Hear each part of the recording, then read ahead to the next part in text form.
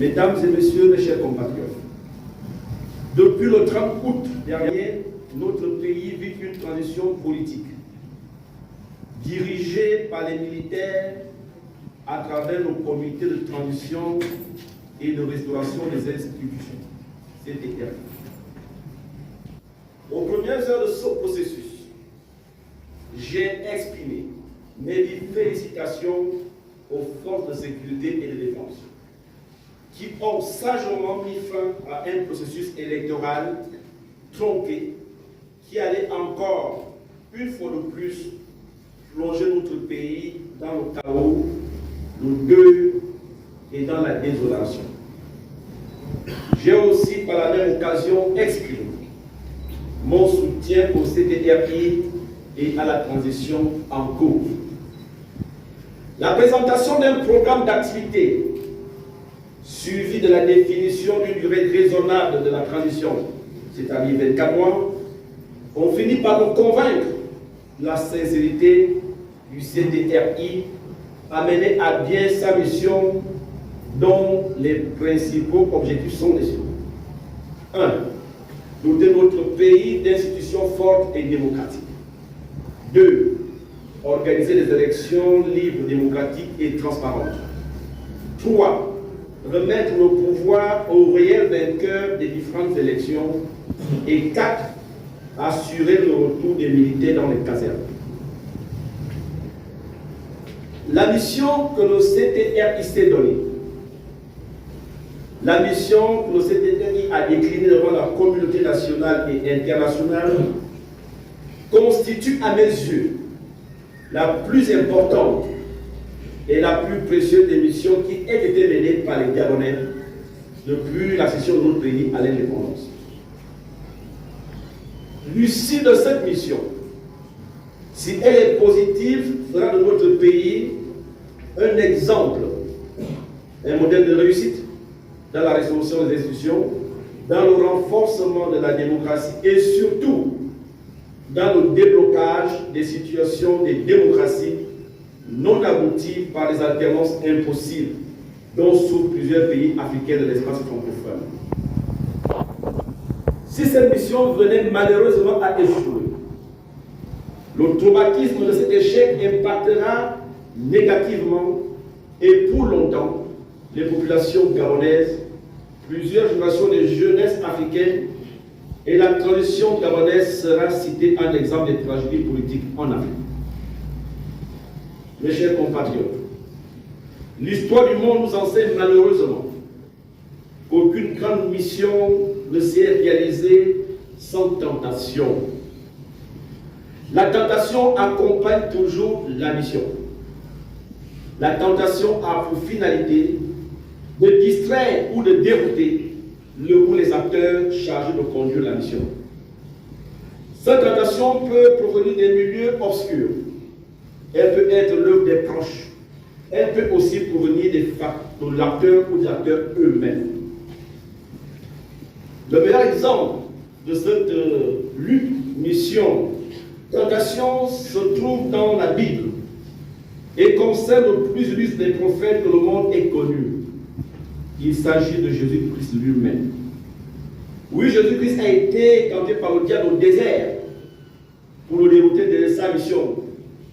Le malin lui a proposé la gouvernance de tous les royaumes du monde en échange de sa soumission au diable. Matthieu chapitre 4, verset 8 à 9, le pasteur Boudoukou, je pense que je ne sors pas de la Bible. Le diable le transporta sur une montagne, il est écrit. Le diable le transporta sur une montagne très élevée, lui montra tous les royaumes du monde et leur roi lui dit: je te donnerai tout cela si tu te prosternes devant moi. Jésus-Christ a résisté.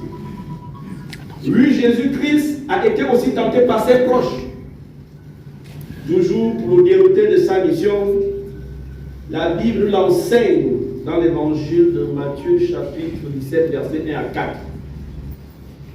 Au moment de la transfiguration du Christ, il est écrit: Jésus prit avec lui Pierre, Jacques et Jean et son père, et il les conduisait à l'écart sur une montagne. Il fut transfiguré devant eux. Son visage resplendit comme le soleil et ses vêtements devinrent blancs comme la lumière. Et voici Moïse et Élie leur apparurent, s'entretenant avec lui.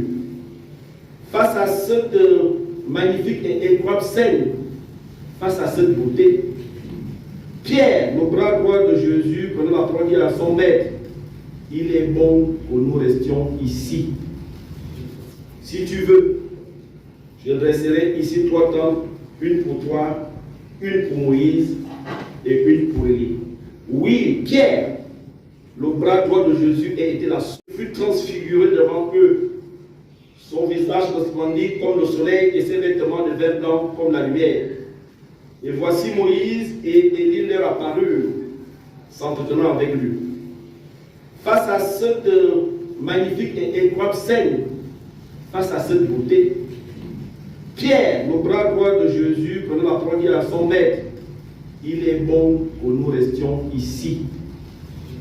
Si tu veux, je dresserai ici 3 tentes, une pour toi, une pour Moïse et une pour Élie. Oui, Pierre, le bras droit de Jésus, a été la source de sa tentation. Devant la beauté, il a dit à son maître, restons ici, ne partons plus pour la mission. Enfin, face à la difficulté, Jésus-Christ lui-même a failli renoncer à sa mission. C'est dans l'évangile de Luc, chapitre 22, verset 42. Au moment fatidique, il a dit, Père, si tu peux, éloigne-moi de cette coupe. Mesdames et messieurs, la mission et la tentation marchent toujours ensemble. Oui, c'est ça le défi des grands hommes. Aucune grande mission n'a été réussie si le grand homme n'a pas vaincu la tentation. L'histoire de l'Afrique nous enseigne également que chacune des issues de la mission a ses conséquences propres qui la caractérisent. J'ai choisi 2 expériences. Une conduite par le colonel Amadou Toumani-Touré et l'autre conduite par le général Gueye. Il s'agit de 2 transitions africaines. Vous vous souviendrez qu'en 1990, celui que nous appelons affectueusement ATT, devant la furie meurtrière du président Moussa Traoré, pour éviter un bain de sang, décida avec d'autres militaires de prendre le pouvoir.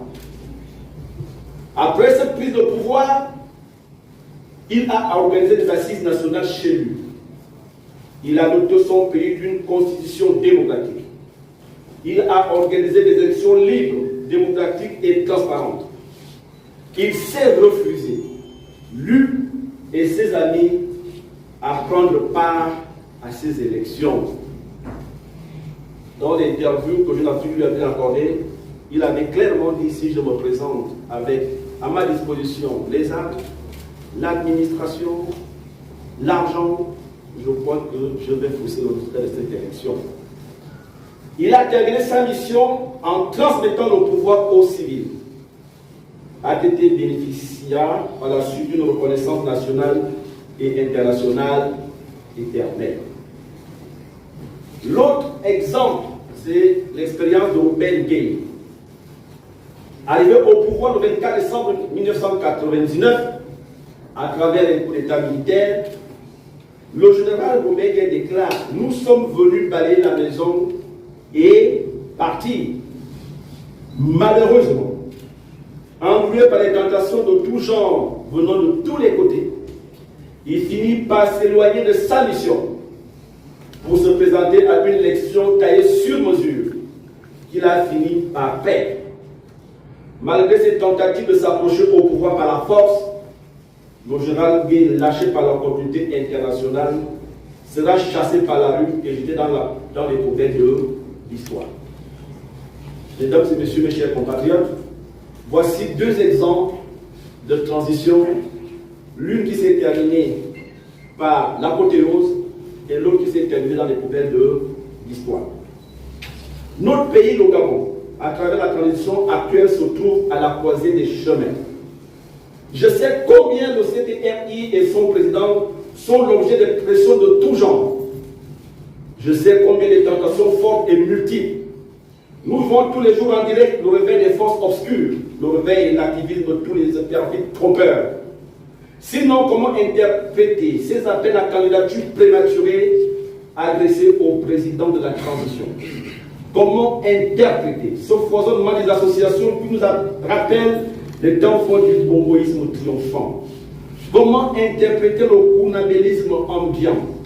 Comment interpréter ce que la personnalité qui s'installe progressivement? Notre transition est en danger. Le risque de voir la tentation quand le dessus sur la mission est réel. Ce risque s'agrandit tous les jours et la route de la mission se rétrécit de plus en plus. Face à cette situation, j'ai décidé de ne pas me taire. J'ai décidé de ne pas suivre la vague. J'ai décidé d'être vrai, de rester du côté du peuple, de dire la vérité et de garder l'histoire, de garder nos générations futures. J'ai décidé de ne pas être complice. J'ai décidé de ne pas être comptable. C'est pour cette raison que j'ai décidé d'abord d'interpeller le CTRI.